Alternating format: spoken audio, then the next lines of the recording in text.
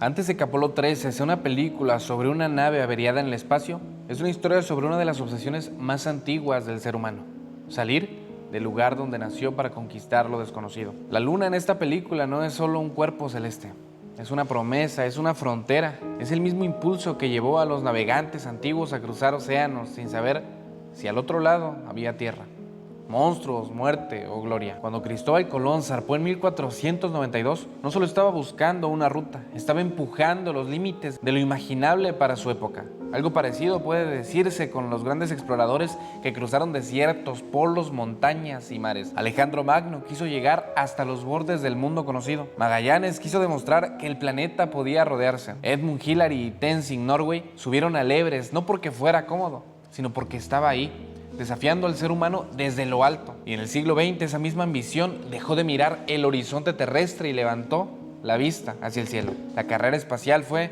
en parte, una competencia política entre Estados Unidos y la Unión Soviética. Sí, pero también fue algo más profundo. Una demostración de que el ser humano no se conforma con sobrevivir. Necesita saber hasta dónde puede llegar. Apolo 13, lanzada el 11 de abril de 1970, debía ser la tercera misión tripulada en aterrizar en la Luna, después del Apolo 11 y el 12. Su objetivo era llegar a la región de Fra Mauro, pero una explosión en pleno viaje obligó a cancelar el alunizaje y convertir la misión en una lucha desesperada por regresar vivos a la Tierra. La NASA lo recuerda como un fracaso exitoso, porque no llegó a su objetivo original, pero consiguió algo quizá más impresionante: salvar a 3 hombres atrapados en el espacio. La película entiende muy bien esa contradicción. El hombre quiere conquistar la Luna, pero antes debe conquistar su propio miedo. Quiere poner una bandera en otro mundo, pero termina aprendiendo que la verdadera grandeza no siempre está en llegar, sino en volver. La historia se centra en Jim, un astronauta experimentado, disciplinado, sereno, pero también profundamente humano. Jim no aparece como un héroe arrogante ni como un aventurero impulsivo. Es un padre, un esposo, un hombre de familia, pero también alguien que carga con una misión simbólica: representar a su país en una de las empresas más importantes de la humanidad. Desde el inicio, la película nos muestra que para Jim la Luna no es solo un trabajo, es casi una llamada interior. Él ya había orbitado la Luna en el Apolo 8, ya había estado cerca, ya la había visto como pocos seres humanos en la historia. Pero verla no era suficiente, había algo pendiente, algo íntimo, algo que no se podía explicar solamente con términos técnicos. Jim quería pisarla. Y ahí aparece una de las tensiones más interesantes de la película. ¿Hasta dónde puede un hombre seguir su sueño sin dejar de pertenecer a su familia? Porque Jim no es únicamente astronauta, también es esposo de Marilyn, padre de varios hijos, una figura que en casa representa estabilidad, cariño, presencia. Pero su trabajo lo obliga a convivir con la posibilidad de la muerte como si fuera parte del contrato. La película muestra muy bien esa doble vida. Por un lado está el hombre admirado por la nación, entrenando para hacer historia. Por otro está el padre que debe mirar a sus hijos sabiendo que quizá no vuelva. Y eso hace que su ambición no se sienta fría ni egoísta, sino profundamente humana.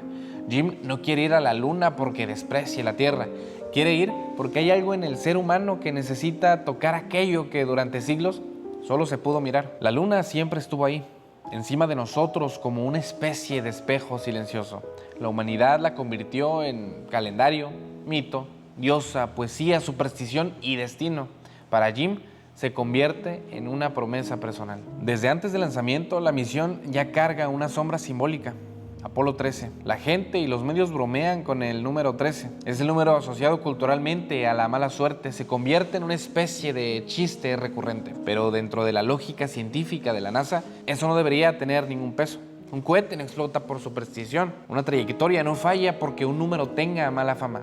La ciencia trabaja con cálculos, combustible, presión, oxígeno, sistemas eléctricos, procedimientos, simulaciones y márgenes de error. Y sin embargo, la película juega con algo psicológicamente muy interesante. Aunque la mente racional diga que la superstición no importa, el ser humano nunca deja de buscar señales. Cuando todo va bien, el número 3 es una broma. Pero cuando algo empieza a salir mal, esa broma empieza a sentirse como un presagio. No porque realmente lo sea, sino porque nuestra mente funciona así. Cuando el caos aparece, buscamos patrones. Queremos creer que hubo advertencias. Queremos pensar que el desastre tenía una forma previa, una señal, una pista que alguien pudo haber leído. Ahí, la película toca una tensión muy humana. Somos seres científicos, pero también narrativos.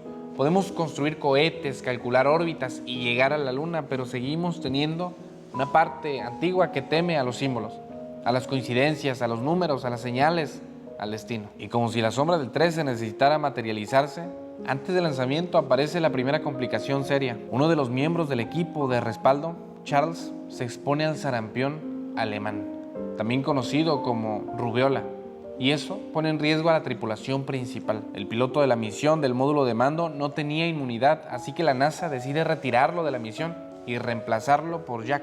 En la película esto ocurre prácticamente a contrarreloj, a pocos días del lanzamiento. Un equipo que había entrenado junto durante meses se ve alterado por una amenaza biológica mínima, invisible, casi absurda. Y aquí comienza el verdadero drama psicológico en una misión donde todo depende de la precisión, la confianza y la coordinación. Cambiar una pieza humana puede sentirse tan delicado como cambiar una pieza del cohete. El nuevo piloto, Swigert, no es incompetente, es astronauta preparado, pero no era el hombre con el que Jim esperaba volar.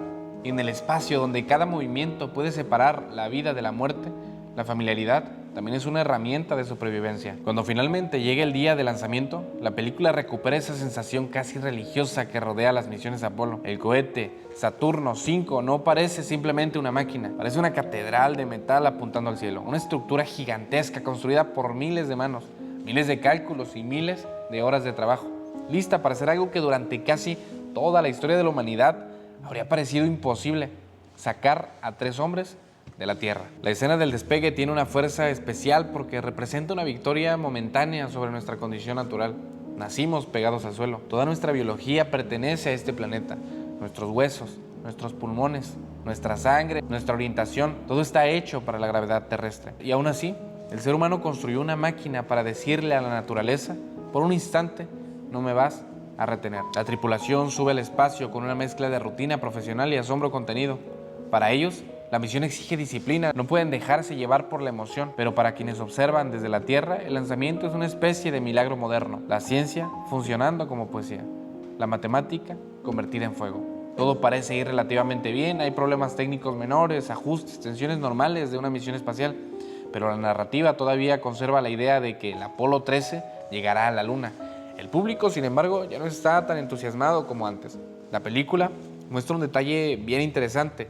Después del Apolo 11, la llegada a la Luna empezó a perder novedad para muchas personas. Y eso es profundamente irónico. Lo imposible se volvió costumbre. La humanidad logró una de sus mayores hazañas y al poco tiempo parte del público empezó a aburrirse. Es una crítica silenciosa a nuestra psicología moderna. Nos acostumbramos demasiado rápido incluso a los milagros. Lo que ayer parecía divino, mañana se vuelve programación de televisión que algunos cambian de canal. Pero el espacio no perdona esa confianza.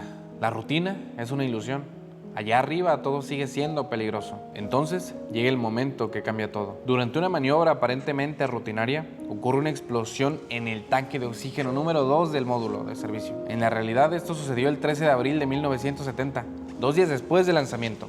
La explosión dañó gravemente la nave, afectó los sistemas eléctricos y de soporte vital y obligó a abandonar el objetivo de aterrizar en la Luna. La frase que queda grabada en la cultura popular es: Houston, tenemos un problema. Pero la película la transforma en una línea más directa, más cinematográfica, más contundente. Y en ese instante la película cambia de género. Ya no es una historia sobre conquista, es una historia sobre supervivencia. La Luna dejó de ser destino y se convierte en testigo.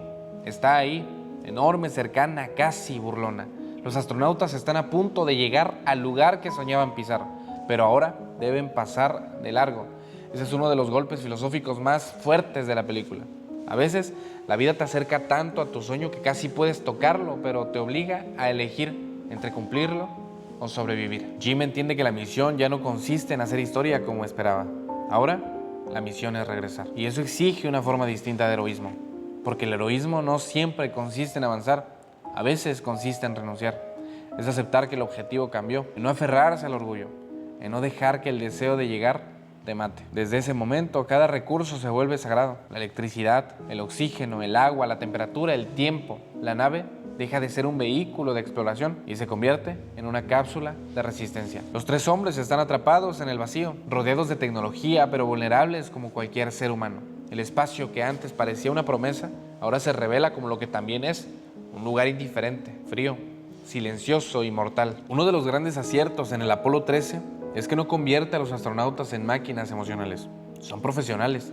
Sí, están entrenados, sí, pero también tienen miedo.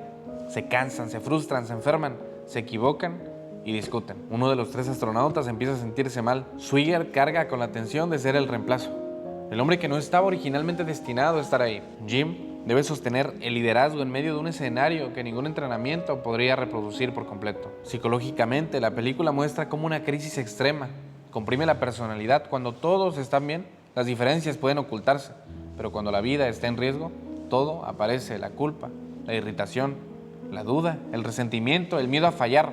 Swigert es mirado con sospecha por momentos, como si su entrada tardía al equipo lo hiciera responsable simbólico de la mala suerte de la misión.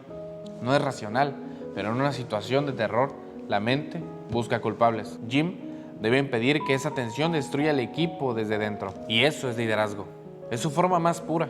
No solo saber qué hacer, sino evitar que el miedo convierta a los compañeros en enemigos. La nave se enfría. La energía debe conservarse. Los astronautas apagan sistemas, reducen consumo, se trasladan al módulo lunar, que no estaba diseñado para mantener vivos a 3 personas. La tecnología más avanzada del planeta empieza a sentirse como una casa improvisada en medio de una tormenta imposible. Y ahí aparece una verdad muy humana. Cuando las grandes estructuras fallan, sobrevivimos con pequeñas decisiones. Un interruptor apagado, una respiración controlada, un cálculo corregido, una palabra dicha en la calma. Procedimiento leído desde la Tierra. La película cambia nuestra percepción de la Tierra. Al inicio, la Tierra es el punto de partida, es el lugar que hay que abandonar para llegar a la gloria.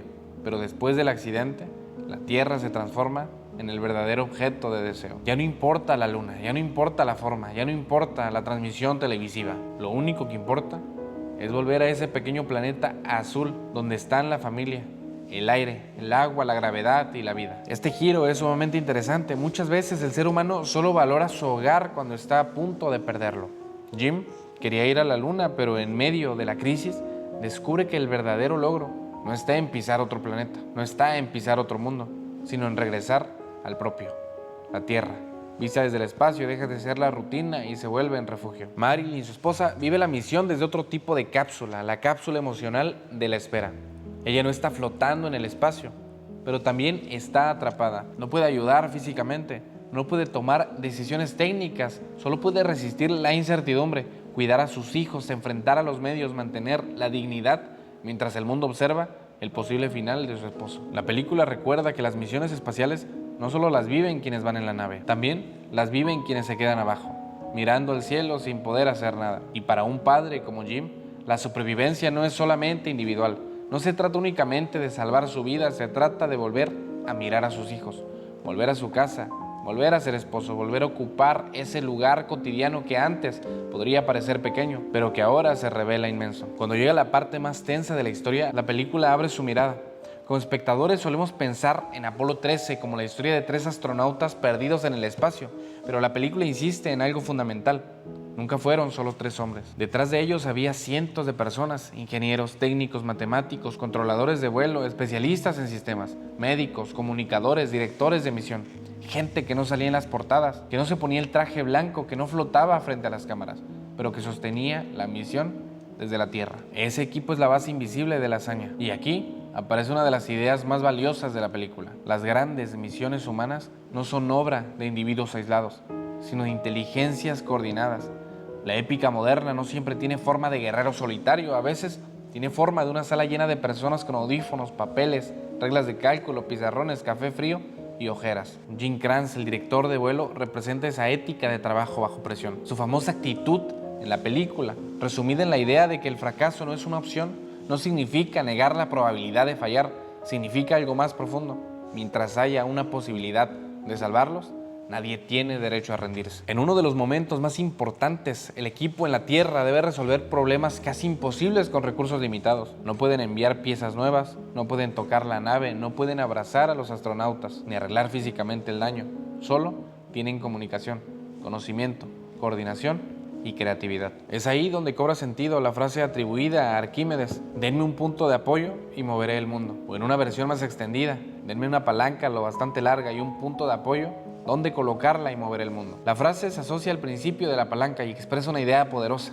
Con el apoyo correcto, incluso una fuerza limitada puede lograr algo gigantesco. En Apolo 13, ese punto de apoyo es el equipo. Los astronautas son la punta visible de la misión, pero el verdadero movimiento del mundo ocurre entre todos. Los que calculan trayectorias, los que improvisan filtros de dióxido de carbono, los que simulan procedimientos, los que revisan el consumo de energía, los que encuentran una manera de encender la nave sin agotar baterías. Es así como se muestra uno de los ejemplos más memorables de la ingeniería improvisada, el problema de los filtros de dióxido de carbono. El módulo lunar tenía filtros pensados para 2 personas durante cierto tiempo, pero ahora debían sostener a 3. Además, los filtros disponibles del módulo de mando no encajaban igual. Entonces, el equipo en tierra diseña una solución con materiales disponibles en la nave: cinta, plástico, cubiertas de manuales y otros objetos simples. La NASA llegó a referirse a ese dispositivo improvisado como The Mailbox, y el propio Jim lo consideró un gran ejemplo de cooperación entre tierra y espacio. Ese momento es casi una metáfora de la civilización. El ser humano sobrevive porque comparte conocimiento, porque alguien en tierra puede pensar por alguien en el cielo, porque la inteligencia, cuando se organiza, se convierte en una forma de esperanza. Uno de los aspectos más interesantes del Apolo 13 es que no se presenta la ciencia como arrogancia. Al contrario, presenta la ciencia como una forma de humildad. La misión falla, el sistema se rompe, la nave queda dañada.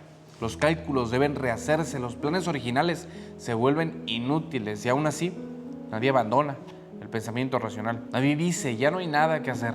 Nadie se entrega al caos. Lo que hacen es pensar. Y pensar en medio del miedo es un acto profundamente humano.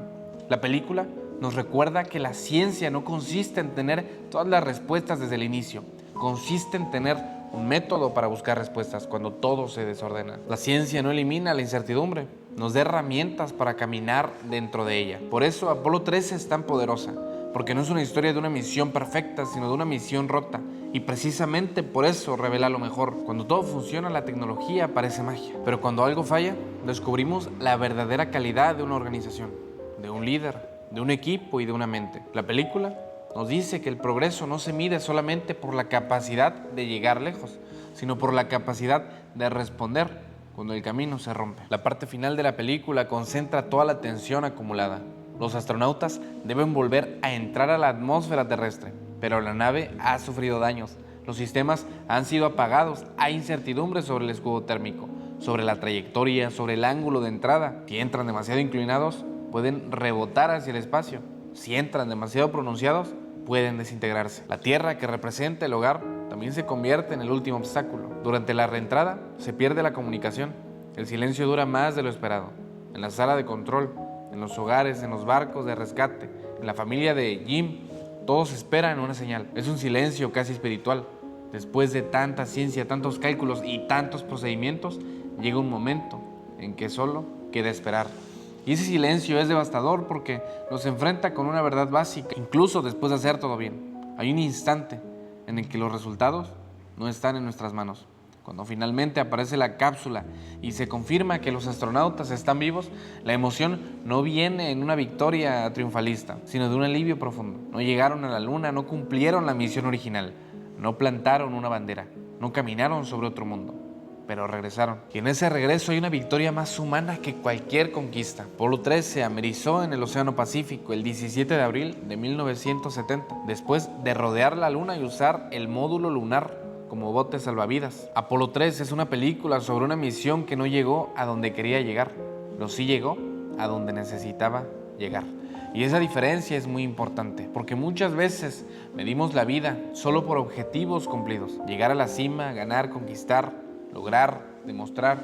Pero hay momentos en que la grandeza no consiste en alcanzar la meta original, sino en tener la lucidez de cambiarla cuando la realidad cambia. Apolo 13 iba a la luna, pero terminó enseñando algo quizá más valioso, que la inteligencia colectiva, la serenidad bajo presión y la cooperación pueden convertir una tragedia inminente en la historia más famosa de supervivencia espacial. Jim representaba al hombre que debe renunciar a un sueño para poder volver a casa. Y eso no lo hace menos heroico, al contrario, hay una madurez profunda en aceptar que la luna puede esperar, pero la vida no. Psicológicamente, la película habla del miedo, de la presión, de la culpa, del liderazgo y de la resistencia emocional. Filosóficamente, habla del límite humano. Nos recuerda que el hombre puede construir maquinarias inmensas, cruzar el vacío y mirar la Tierra desde la distancia, pero sigue siendo frágil, sigue necesitando calor, compañía y esperanza. Y quizá por eso conmueve tanto, porque Apolo 13 no es solo una película sobre astronautas, es una película sobre todos nosotros cuando nuestros planes explotan en medio del camino. Uno puede salir con un destino claro, con una meta perfecta, pero la vida, como el espacio, no siempre respeta los planes.